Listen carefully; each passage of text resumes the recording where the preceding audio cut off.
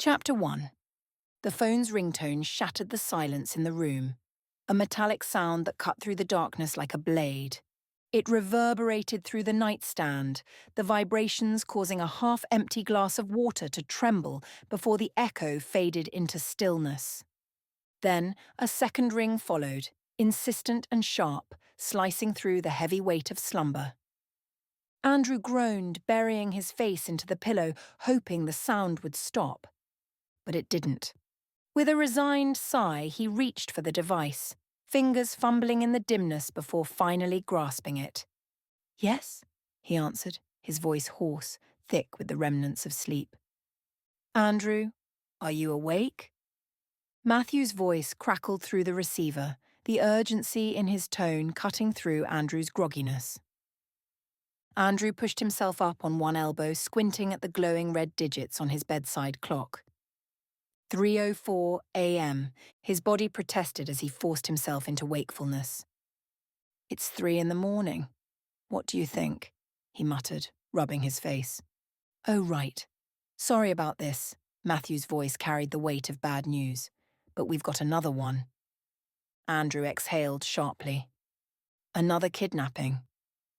He swung his legs over the edge of the bed, the cold wooden floor sending a jolt through his sleep-numbed body. "Yeah, a woman called the station claiming she was a witness. Do you think it's connected to the others?" "Nothing definite yet, but I've got a feeling."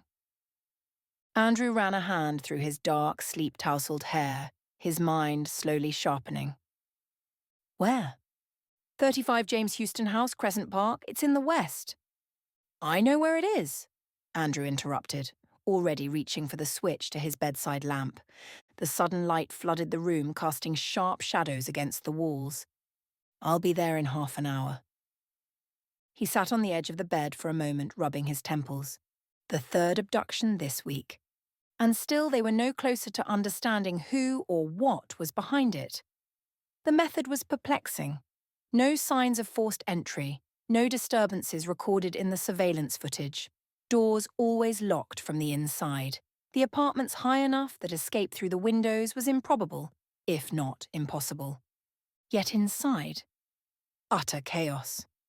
Each scene bore evidence of an intense struggle, the kind of violence that should have left the victim battered and broken, except in every case, the victim had simply disappeared. Rising to his feet, he made his way to the bathroom. The cold fluorescent light flickered to life, illuminating his reflection in the mirror. A stranger stared back.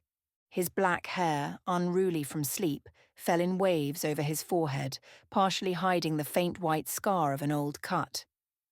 Dark circles framed his deep-set black eyes, testaments to the sleepless nights piling up. He was strong, broad-shouldered, exuding confidence, but only on the outside. Inside, he was unraveling. Lily's departure had cut deeper than Andrew cared to admit. She had taken Carmen, his little princess, across the country, making visits rare and rushed. He had buried himself in work, clinging to the routine like a lifeline, hoping that enough exhaustion might finally numb the ache.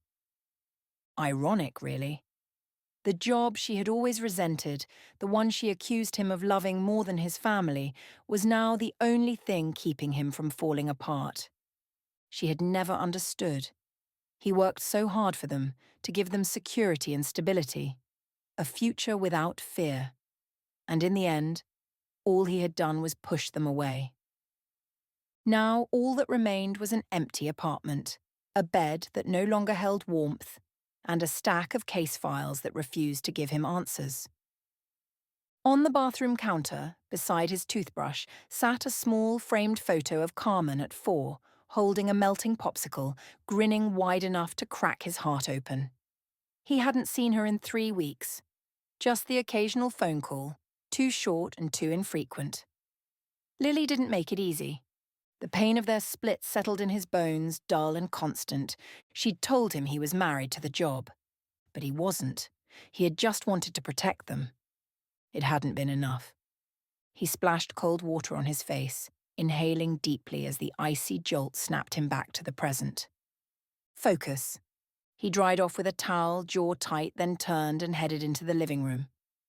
The table was cluttered with reports and photographs from the previous cases. Next to them, a half-drunk cup of coffee sat long forgotten, the liquid inside having turned cold and bitter. He picked it up anyway, taking a tentative sip before grimacing at the acrid taste. Setting it back down, he turned his attention to the images spread before him. Nothing fit. The details were there, each piece laid out before him, yet they refused to form a coherent pattern. There had been one supposed witness in the second case, an elderly woman who had sworn she saw someone jump out of the victim's window. "Are you sure?" Matthew had asked her. "Yes, I saw them with my own eyes." "Ma'am, we're on the 6th floor."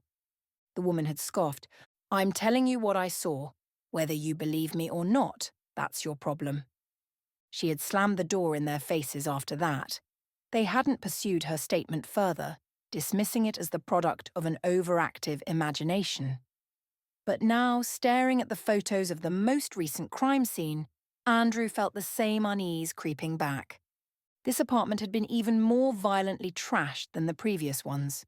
Furniture upturned, glass shattered, walls marked with scratches and scuffs. And yet something was off. No personal belongings, no photographs, no documents. As if the victim had never existed. Even fingerprints were absent. Not just the perpetrators, but the victims as well. How was that possible? With a frustrated sigh, he tossed the papers back onto the table and grabbed his coat. As he reached for his keys, his eyes lingered on Carmen's drawing still stuck to the fridge with a magnet, stick figures, a house, the sun smiling like a cartoon. He ran a thumb across the page, and the corner bent under the pressure.